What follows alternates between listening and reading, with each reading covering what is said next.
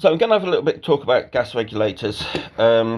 This is a standard dual regulator that you see attached to a gas bottle. These are very good.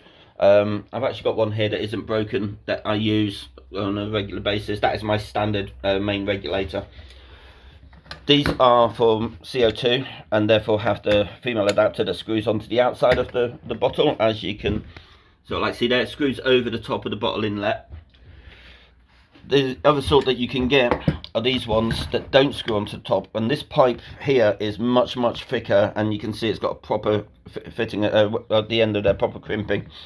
But again, the female has fitting that goes over it. They both work exactly the same way, and you adjust the pressure from the bottle into that. So your primary regulator steps it down to a point where you can actually deal with it, and then your initial secondary regulator chooses what pressure it's going out at. It is important to have that step down secondary regulator. The other sort you can get is just the primary regulator. So you can see on this, it is just a primary one. This is actually for mixed gas, so you can do nitros and stuff like that, and you see it's a male adapter.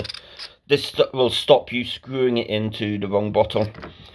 You do get dual regulator ones for these as well. This is my standard one that I have here, and again it's got the male adapter at the end of it, and it's got the dual regulator, so the initial step down and then the one that allows you to set the pressure that you actually want with a standard John Guest outfitting. You do also then get secondary regulators. So this is a standard secondary regulator.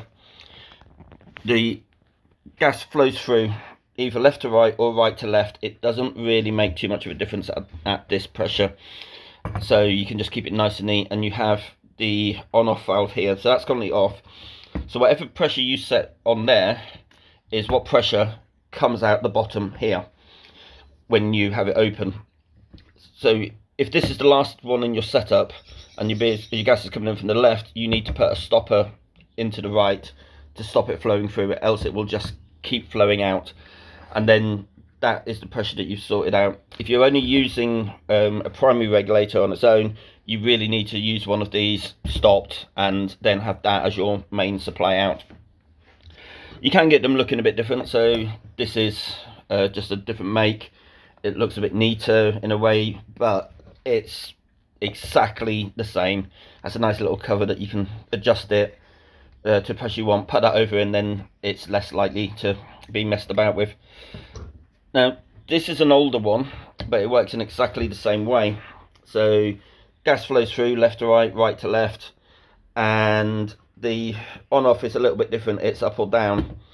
One thing with this one though is if you look at the difference in the gauges, the one on the left goes up to 80 psi, although you're only ever really going to be using between 20 and 40 at maximum, usually about 30. This one only goes up to 30. This is out of a pub.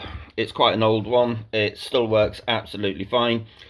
I use this one for the supply to the fermenters.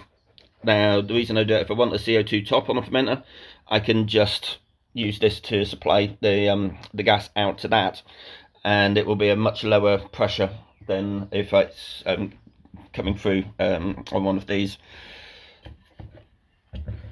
These two themselves, these will be for the beer. Well, one will go for the beer, one will go for the cider. Drop it then down for the cider, which will be at much lower pressure, and the nitro that I get set up will be just working straight from that, because I've only got the one nitro line. You can set multiple of these up so that each line that you dispense from has its own separate pressure, but I don't generally brew beers that want that much different pressure, so I don't need additional ones for me. And then you've got your standard gas line here, which is, you don't skimp on your gas line, because the last thing you want is for it to explode under high pressure. Right, so I'm now going to start fitting these, and with the multiple John Guest fittings that I've accumulated here over the years, just buying replacements, and then when I moved into the arch, just put them into storage, and now I need to get them all out, and so there I'll be setting all of those up now.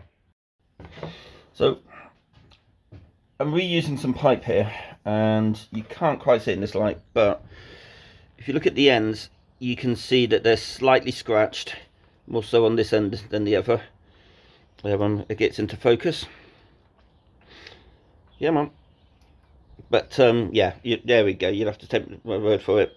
But the you can't really do that, use that, because it's not great. It's where you leak. So you use pipe cutting tools. You can use a Stanley knife, but you're not going to get the clean cut that you get from pipe cutting tools. So you just make sure you use that for whichever length that you want. So that's that end now. Absolutely.